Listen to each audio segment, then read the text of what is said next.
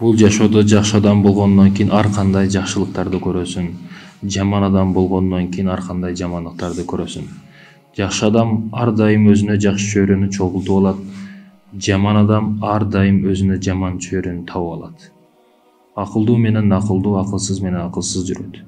Таква менен качан ыймандуу кыздын жолугуп жубай болуп түгөй болгонун көрдүм. Акылсыз тентек менен акылдуу адамдын качан чогуу жүргөнүн көрдүм. Ыймандуу менен ыймансыздын бирге болуп дос болуп жүргөнүн качан көрдүм. Бул жашоодо бардык нерсе жуп, асман менен жер, күн менен ай, эркек менен аял, жалгыз жараткан ал Аллах. Бул жашоону жаратып жатканда эч кимден жардам сураган эмес, бирөөдөн акыл сураган эмес. Кудурети чексиз, мээрими чексиз. Ал мээримдүүлөрдүн мээримдүүсү, ырайымдуулардын ырайымдуусу. Кудуреттин бардыгы ага таандык. Агандан жардам сурайбыз, андан гана кечирим сурайбыз. Күнөөлөрдү магфират кылып кечирүүчү ал жалгыз Аллах. Чексиз ааламды, эки дүйнөнү, асман жер суудагы махлуктарды жараткан, бардык жанга жанды берип рызкысын насип кылган, бир гана Кур'ани Каримден өзүнүн акыйкат даанышман сөздөрүн жиберген жалгыз ал Аллах Таала. Акыйкатты жеткирүүгө себепчи кылып Мухаммад саллаллаху алейхи вассаламды жиберген. Бүткүл ааламдан мурун нур болуп жаралган, асманда аты калкып жүргөн. Бүткүл ааламдан мурда нур болуп жаралган, бардык жакшылыктарга себепчи болгон Нур Мухаммад саллаллаху алейхи вассалам. Пайгамбардын аты чыкпаган учурда салават айтпаган адам ал акмак адам. Албетте, урматтуу мусулман бир туугандарым, бул жашоо өтө кыска, өмүрүбүз өтө кыска, өмүр өтөт кетет. Биз эмнелерди кылып жатабыз? Бул жашоодо кандай кадамдарды таштап жатабыз? Пайгамбар үчүн, Аллах үчүн, китебибиз Кур'ан үчүн, динибиз үчүн кандай аракеттерди жасап жатабыз? Же Кур'ан үчүн, ыйман үчүн, ислам үчүн кызмат кылып жаткан адамдарга кандай колдоо көрсөтүп жатабыз? Же зыян берип жатабыз? Бардык нерсе түгөнөт. Ичер суубуз түгөнөт, тартаар абабыз түгөнгөн учуру жаныбыз алынат. Кыска өмүрдө кыдырып күнөөнүн эшиктерин ачпастан, кыска өмүрдө кыдырып бейиштин ачкычтарын ача турган жакшы амалдарды кылайлы. Көңүлүбүз ар дайым көтөрүңкү болуп бактылуу сезимдер менен жашашты кааласак, ага себепчи боло турган амалдарды кылайлы. Негизги 4 бурчубуз: рух, дене, акыл, сезимдерибиз. Нафсаниятыбызга тийген шайтан. Аларды туура башкаруу бизди эң чоң туу чокуга жеткизет.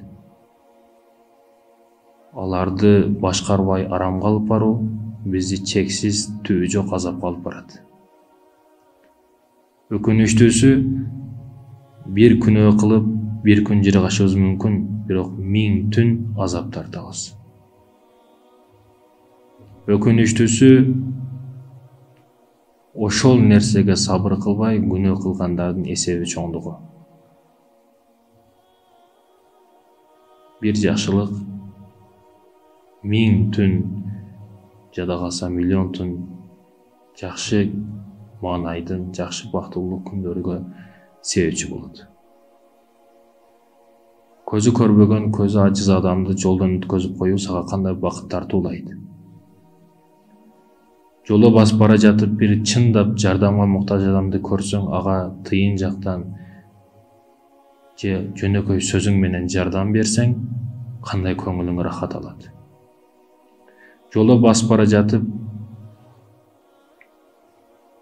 бирөө адрес сураса сенден, фаланчанчы көчө каерде десе, адрести түшүндүрүп койсоң, жүрөгүң канчалык тынчтанат. Бул албетте рухтун, жүрөктүн, акылдын тынчтыгы. Бул Аллахтын бар экендигине дагы бир далил. Ал эми бир күнөө кылсаң, арам иш кылсаң, ошону эстегениң сайын жүрөгүң сыздап, өзүңдү башкача сезишти баштайсың. Бул албетте күнөөнүн кесепети. Күнөөнүн кесепети 40 жылга уланат. Жакшылыктын себеби чексиздикке уланат. 5, 4, 3, 2, 1 бирден мурда эч кандай цифра сан болбогону сыяктуу, Аллахтагы бир, Аллахтан алдын эч ким болгон эмес. Аллахтан кийин бирден кийин 2, 3, 4, 5 сыяктуу кеткени сыяктуу, Аллахтан кийин гана башка нерселер болгон, жаратылган. Биз бардыгыбыз жаратылуучубуз, жаратылган нерселербиз. Адам да хайвандын бир түрүбүз. Аллах жер жүзүнө бизди падыша кылып жиберди, президент кылып жиберди. Ар бирибиз президентпиз. Бирок ар кандай мансаптагы президенттербиз. Бирөө жеке үй бүлөсүнө, бирөө айылга, бирөө өкмөткө, бирөө бир мамлекетке падыша. Бирөө бир эле эшектин кожоюну, эшектин президенти. Бирөө 10 кой, бир эшек, бир аттын кожоюну. Ар кандай мансаптагы президенттербиз. Ар бир нерседен акыретте суралабыз. Биздин акмактыгыбыз ар дайым бизи аша чабууга, ачууланууга, көрө албастыкка, бардык жамандыктарга алып келет. Адамды башкара турган жери акылы. Иманды башкара турган жери руху. Биз денебиз 5 күнүнө 3 мал, 5 мал тамак жегени сыяктуу, рухубуз дагы 5 мал тамакка, намазга муктаж. Күндөрүбүз күн сайын, күндөрүбүз түнгө, түндөрүбүз айларга, айларыбыз жылдарга мезгил алмашып өтүп жатат. Убакыт учкан куш эмес, көзгө көрүнбөй турган даражада тездик менен өтүп жатат. Биздин өмүрүбүз өтүп жатат. Бирок көңүлдөр калып жатат. Руханиятыбыз эске алынбай жатат. Бүгүнкү учурдагы адамдар дүйнө мал-мүлккө ушунчалык берилип кетти, техникалык ушунча жаат өнүгүп кетти, адамдар шашып калышты. Ибадатта, зикирде, жакшылыкта эмес, үй салууда, унаа алууда жарышып калышты. Ошолорду жар салып, көрсөтүүдө жарышып калышты. Жамандык жерлер көбөйсө, түнкү клубтар, абирин саткан жерлер, арамканалар, шайтандын суун саткан жерлер өтө көбөйдү. Бирок аны эске албай, мечит көбөйдү деген адамдар көбөйдү. Көздөрү чындап элек, чындык жашоону көрө элек адамдар көбөйдү. Акыйкатты билип, айта албаган дудуктар көбөйдү.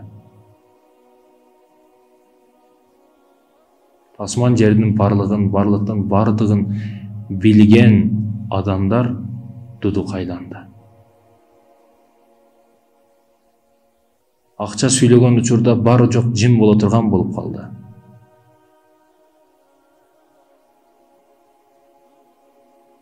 Кудай Таалам бардыгыбызга хидаят берсин. Ак жолдо көрсөтүп, ак жолдо жүрүүнү насип этсин. Арамды арам көрсөтүп, арамдан аз кылсын. Иманыбызды бекем кылсын. Акыретте Фирдаус бейишинен орун берсин.